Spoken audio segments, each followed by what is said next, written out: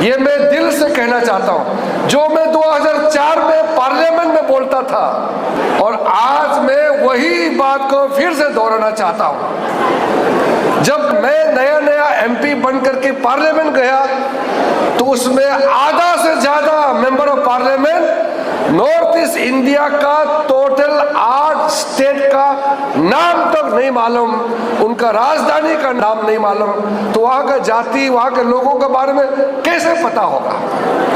मैंने उस समय देश का प्रधानमंत्री, उस समय सरकार में जो लोग थे उनको कहा, पुकार के कहता था कि भारत सरकार को लीड रोल लेना चाहिए।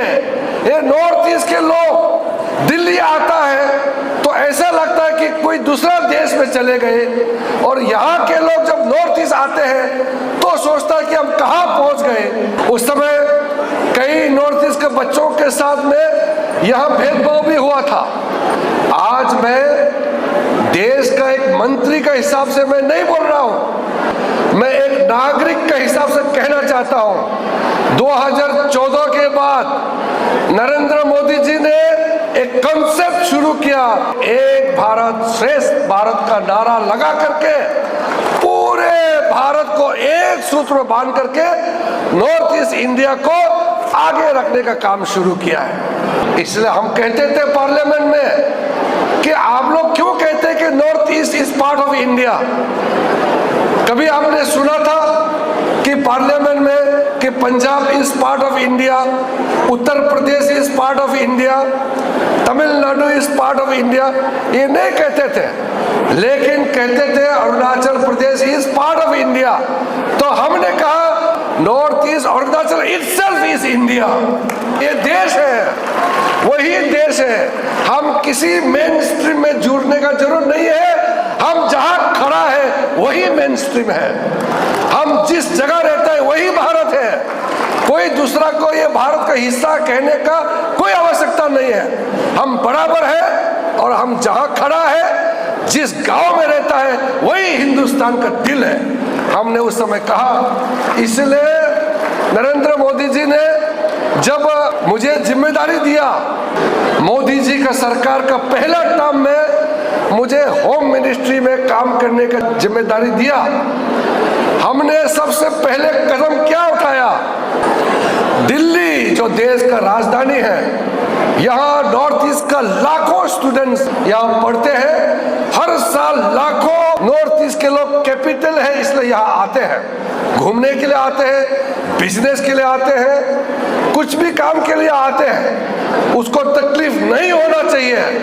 ये आइडिया प्रधानमंत्री नरेंद्र मोदी जी ने पहला डायरेक्टर जनरल ऑफ पुलिस का कॉन्फ्रेंस गुवाहाटी में हुआ, और वही निर्देश दिया कि शहरों में, खास करके दिल्ली के अंदर में, पुलिस को सेंसिटाइज करना चाहिए और हमारा नॉर्थ ईस्ट को लोगों को विशेष रूप से ध्यान देना चाहिए।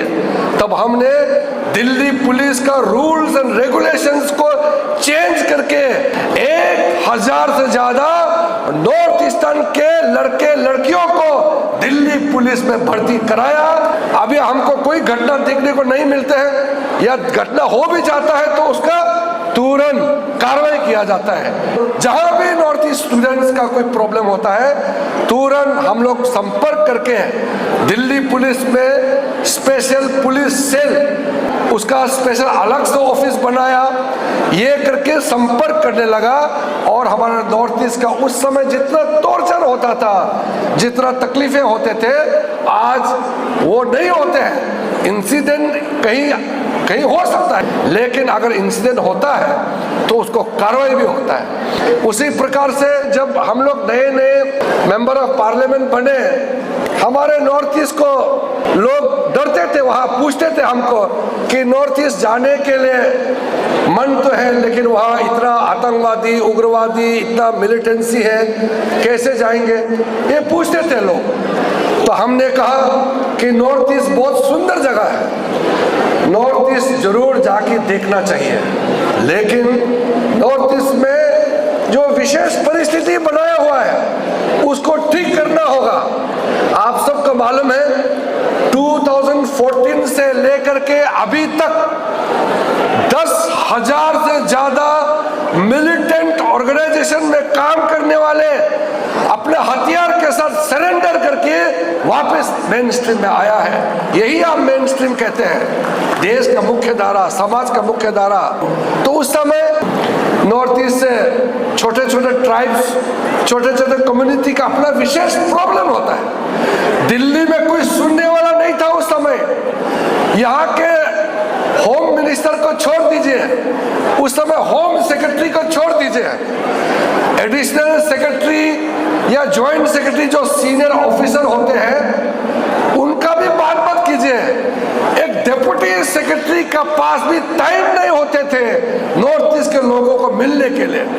हमारे नॉर्थ ईस्ट से डेलीगेशन आते थे दिल्ली में, 10 दिन 15 दिन वेट करता है दिल्ली में, अपॉइंटमेंट देता ही नहीं था भारत सरकार में काम करने वाले लोग। तो हमारे नॉर्थ ईस्ट के बच्चे, युवा बहुत मायूस होते थे और कुछ लोग वापस गए और हथियार उठा करके जंगल चले गए।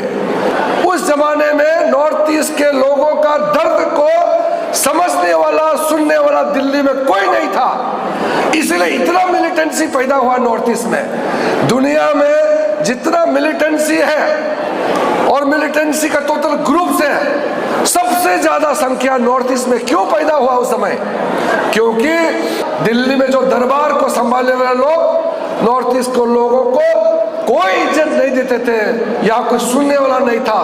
लेकिन नरेंद्र मोदी जी आने के बाद नॉर्थ ईस्ट के विशेष करके छोटे छोटे लोगों का सबका बात सुनता था, इसीलिए 10,000 से ज्यादा मिलिटेंसी में काम करने वाले लोग छोड़ के वापस हमारे मुख्य धारा में आए हैं। पिछले 10 साल में इतना काम हुए, हर नॉर्थ ईस्ट स्टेट में एयरपोर्ट बन गए हैं, रेलवे लाइन जुड़ गए हैं, हाईवे बन गए, गांव गांव रास्ता बन गया, बिजली पानी सब पहुंच गए।